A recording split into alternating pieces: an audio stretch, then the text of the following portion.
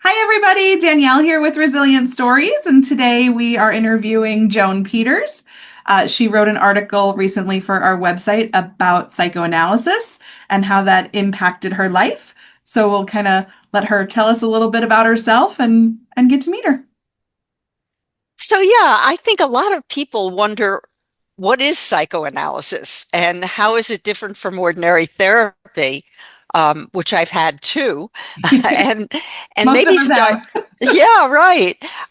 Maybe starting there is a good place to begin my story, which began with absolute ignorance about psychoanalysis. I was having lots of nightmares. One repeated nightmare, I should say, and I was waking up my partner in bed and the dogs, and this was getting to be a pattern. I mean, it was just it had been going on in my life since childhood. I never thought about it because if you don't have somebody to say to you, "This is you should get some help here," who knows? It's just like your life, and it didn't really interrupt my daytime life. Hmm. And Hmm. so that's how I went to a therapist. And she turned out to be a woman who was just about getting her certificate or license in psychoanalysis. And as we began the therapy, which was about, what problems you may have in your life, Hmm. Hmm. the nightmare came up because that's what I had come for. Yeah. And she really had to call upon her psychoanalytic skills in order to help me because clearly this nightmare was trying to tell me something. It was the same nightmare over and over with variations. Childhood. You were having the same one as a child? Same one. I had many nightmares as a child, but this particular one began when I was an adult, a Okay. young adult. I was maybe 20 years old. Okay. And And it was very mysterious. It was people coming and trying to kill me. And the way they were trying to kill me was they would inject me with something that would take away all my strength so I couldn't fight them. And it really made no sense. Nobody had ever hurt me in my childhood. Nobody had ever injected me except with an Yeah. occasional penicillin shot. And and there was nothing that really came to mind. So she really had to, and this is where it kind of goes beyond therapy. Hmm. She Hmm. had to go down into my unconscious and call it up because it wasn't about daily problems. Right. It was ultimately, of course, because our lives are affected by what's down deep inside us in our Right. unconscious. But what happened was, little by little, she began asking questions that I didn't have answers to. And it turned out that we realized together that my whole childhood was a sort of a blank before I was 5 years old. I knew Okay. nothing Okay. about it. And she sent me to interview people, my brother, my Hmm. mother, Hmm. and to ask pointed questions. And when I did, these stories poured out. And one of them, in one of the stories, we hit pay dirt, and that was the needles. My Uh-huh. mother told me how when my father was dying, and he died when I was 2. Oh, I know, I know. I knew that much, but I didn't know anything else. right. That he was dying of cancer. He was he was in terrible pain. And Right. she would prepare these morphine injections that Hmm. she would take into the room next to the kitchen. We just had a 3-room apartment. So Right. obviously I saw what was going on. Right. And I, I I made of this tremendous experience really for a little child. Hmm. This man who was my daddy Hmm. wasted away over a period of Yeah. months and died Yeah. and disappeared, and Mhm. nobody ever talked about it again. And Right. my mother remarried, and we moved to a new apartment in a different part of New York City, and we never saw a picture, nothing. There was nothing Oh, in wow. our new life that was related to the old life. Well, those needles were what came up. Yeah. And In your mind, they were taking his strength and killing him. exactly. Yeah. And that is what, I think a psychoanalyst helps you do. This took a long time. Sent me out again to interview and to learn what my childhood was. And I think that this is true for a lot of people whose families don't necessarily talk about hard things that happened. I think a lot of folks, certainly in my mother's generation, thought, oh, you're just children. I mean, she told me that. You're Right. just children. You don't know. You don't We'll just remember. move right. You don't remember. We'll Mhm. just move right on. But Mhm. what happens is you don't just move on. What happened to you and your fears about all of it and Mhm. your experience of it stays with you, just buried really deeply. Yeah. And it's buried also in the body. You may have physical symptoms. Many people do. Mhm. And and I think it stayed with me in that nightmare, Yeah. which really expressed, according to my psychoanalyst, her mind, she believed, my analyst believed, that I made up a fairy story about it. And Mhm. the fairy story had to do with my mother as killing my father. Mhm. He wasted away and then he disappeared. Right. And Right. I was afraid that was going to happen to me. And Incredible. I didn't think that made sense. I said, well, she was my mother. She gave me, food and Right. everything. And um, she said, yes, but that's not the way a child would think about it. A Mhm. child, that's why fairy tales are what they are. That's Right. how a child thinks. And bingo, maybe 2 weeks after this emerged, my nightmare stopped. It stopped. How interesting is that? How amazing. And so the way I describe it is I discovered my unconscious. I Yeah. didn't know I had a whole other sort of life, Mhm. parallel existence to the one I was aware of. But Yeah. this was a huge piece of my inner being. Hmm. And I think we all have that deep inner being. Yeah. Sometimes that being is more troubled than you know. Right. And again, I think this is true of a lot of people, as it is for me. Um, I didn't think I had a traumatic childhood. Right. My mom married a lovely man. He was our stepfather. They gave us beautiful Christmas presents. Everything was fine. We had dinner together every night. Yeah.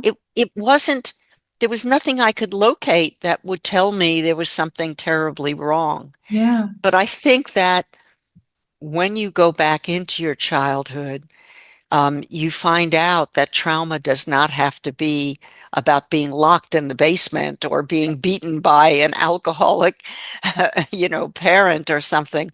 Right. It can be ordinary people Hmm. who just, in my case, really didn't know how to handle a very difficult and very sad situation, Yeah. with children. And I think, again, I don't think that's so unusual. My Yeah. mother was 26. She was panicked about money. She Hmm. didn't have an easy way to carry on, and she didn't have a family who could support her sufficiently. They Right. tried to help, but they were themselves limited in one way or another. Right. Her own mother didn't speak English and wasn't literate. Hmm. So, everybody has to look into all of those pieces, Yeah. and you learn to ask the question, how did that impact me? Yeah.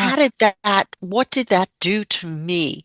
Which I think people are afraid that in psychoanalysis, all you're doing is looking for who to blame, you Hmm. know, Hmm. and it's not true at all. In fact, I would say it's the opposite, Right. that you learn. yeah, you learn how people are affected, how you were affected. It has to start with you. Yeah. And then you begin to think, for example, how was my own mother affected by her life? Right, right. And being so young with two very small children and no financial security um and not enough help from her family. Yeah. And I think you have a formula for a kind of internal disaster, even though Yeah. everything looks fine on the surface. Right, right. So how did you go Yeah. from having this kind of life-changing and transformative experience to deciding to write a book about it? Well, this went on, my Mhm. first psychoanalysis went on for a very long time. It took almost 10 years. It's a Okay. long process, and I had to put together. Actually, it was really very Sherlock Holmes, as I say. I think in my article too, it's about for me discovering what happened. I didn't even know half my relatives. My mother, I didn't know any of the relatives on my dead father's side because we just didn't speak of him. We didn't know anything about him. So there Right, was a lot to learn and to bring to the surface an entire drama of what happened that I didn't know about. And it's very painful and very difficult to do that. There's right, a good reason why people push reality away. right, Um, right. they need to, and it's hard to face it. Yeah. So it takes a long time, and you need the support of a very caring, compassionate person. And this is where psychoanalysis is a little bit different from therapy because you're really dealing with the past, Mhm, mhm. because there's something that is so tangled up that you can't tease it out. Yeah, yeah. Um, I think a lot of people maybe are okay in their with their past, Mhm. and they can really concentrate on the problems in their present life. Right. But that wasn't true for me, and I think it's not true for quite a few people. And it seems as if psychoanalysis is not available to most people, but you can find people who will take Medicare. I mean, you could my analyst, because she was just starting out, charged $25 a session, Oh, which I nice. could handle. Yeah. Um, and she recorded me so that she could use it for her own, take it to her supervisor. Hmm, hmm. But that ended, and then I didn't think about it really until I was much older. And I went into another analysis because what was now left over, as it were, I had found out what happened in my life and what my childhood was and really bonded with my brother about it. But I hadn't really dealt with the fallout. I was a very anxious person still, even without nightmares. And I decided I didn't want to live that way. Yeah. I, I think most of us feel like that, we know when there's depression or anxiety, Mhm. and maybe we'd like to live a relaxed and enjoyable life. Right. Get our So nervous I system went in regulated. again. Yeah. Yeah. And that's when I completed a second analysis and really learned what was going on in there from this very same childhood. I mean, Interesting. just discovering it was all I could do in my first one, Hmm, and hmm. actually looking at the emotions and reliving them and Yeah. exploring them was the second one. And then, why did I write a book? Because honestly, I found this whole process so remarkable, and most people don't even know what it is, Right. Right. that I wanted to tell everyone. I wanted to share it.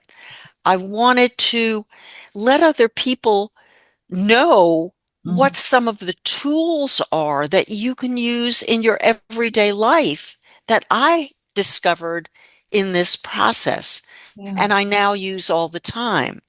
You know, I can give you an example for, Absolutely. Go ahead. yeah, like I noticed when my daughter was a teenager, she would just, be very difficult and yell at me and I hate you, Uh-huh. leave me alone and all of that.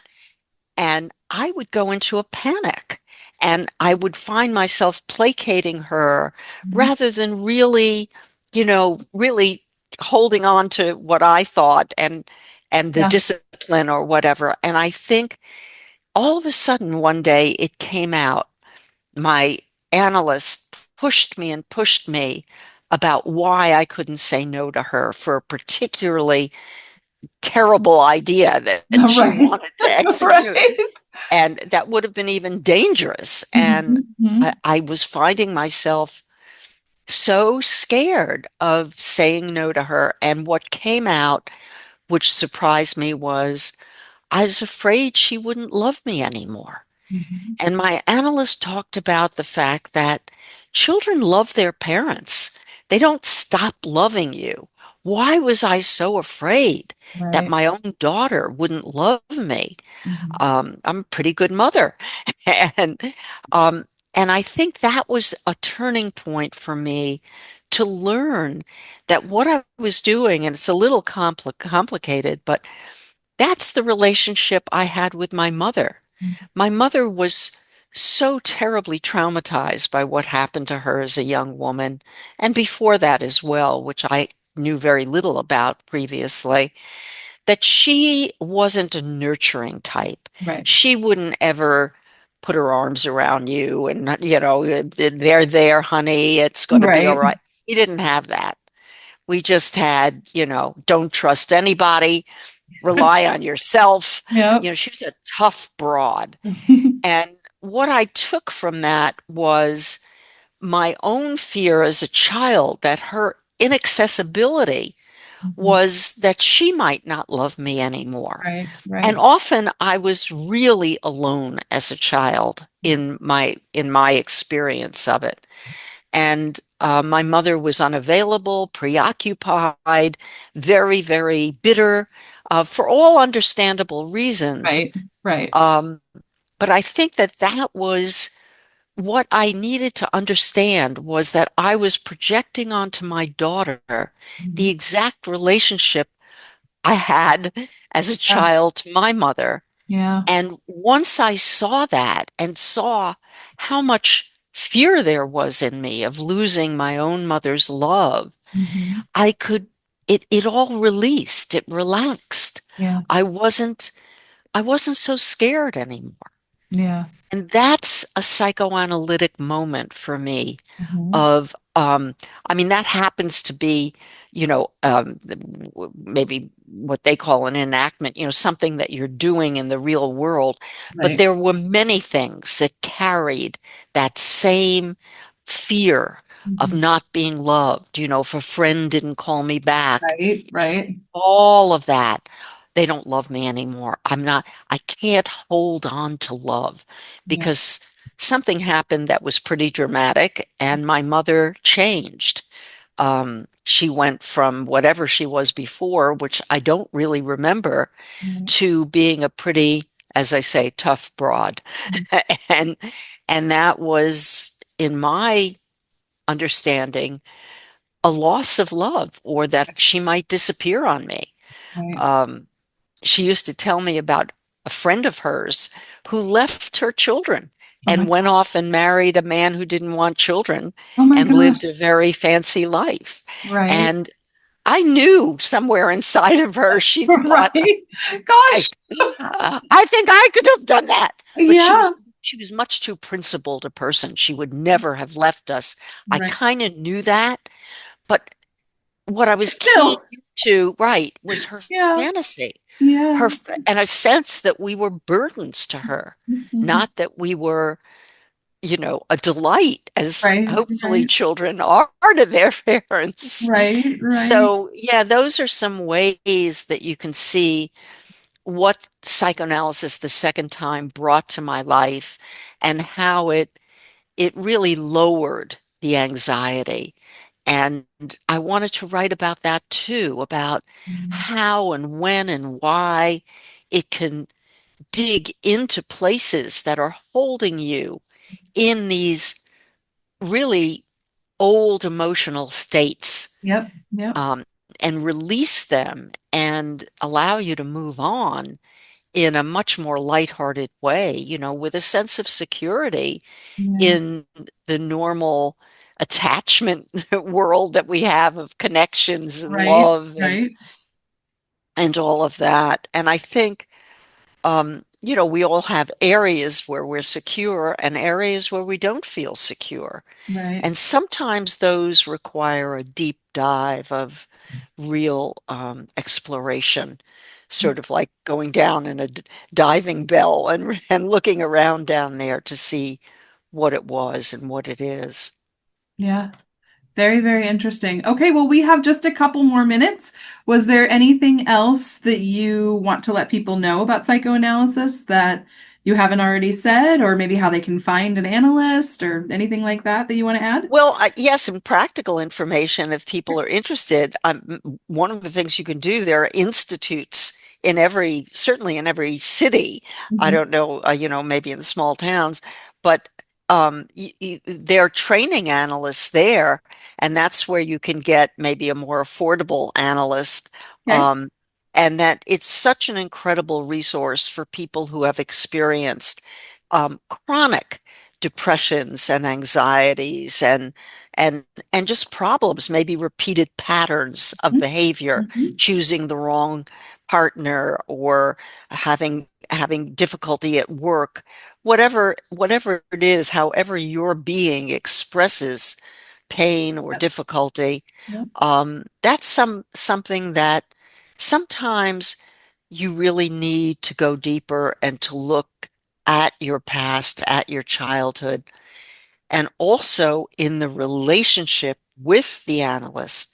And again, therapists don't usually work that way, but with analysts, how you are relating to that analyst is in itself an expression of what your Yes. original relationships were. Mhm. And you can really look at it right in the here and now.